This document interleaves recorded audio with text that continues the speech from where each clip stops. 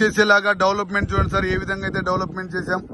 ఒక 30 అడుగుల రోడ్లు, ఒక 20 అడుగుల రోడ్లు, కస్టమర్ కి ఒక స్టోనింగ్ రాయి, నెంబర్ ప్లేట్లు, ఏ విధంగా అయితే నెంబర్ ప్లేట్లు పెట్టి డెవలప్మెంట్ చేస్తున్నాం సార్.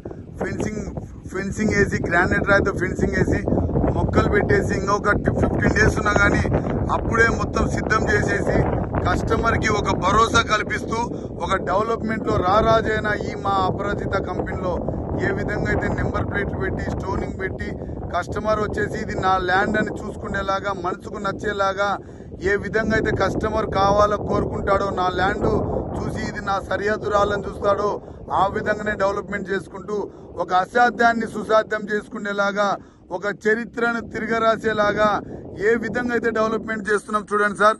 ఒక్కసారి చూడండి సార్, ఈ ఎర్ర ఒక కుంకుమ కన్నా ఎర్ర, ఈ వర్షం పడుతుంది కాబట్టి కొద్దిగా కలర్ తగ్గింది సార్.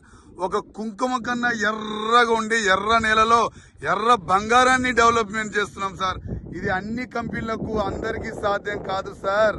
ఇది ఒక అపరాజిత, ఒక బ్రాండ్ కంపెనీకే సాధ్యం. ఎందుకంటే ప్రతి ఒక్క కామన్ మ్యాన్ ని వాళ్ళు పెట్టిన దానికి భరోసాగా ఎన్నో రెట్లు ఇన్కమ్ సోర్స్ ఇప్పియాలని బేసిక్ వచ్చేసి ల్యాండ్ కాస్ట్ సార్. ల్యాండ్ పొదిలికి చాలా చేరువలో వెంచర్ ఉంది.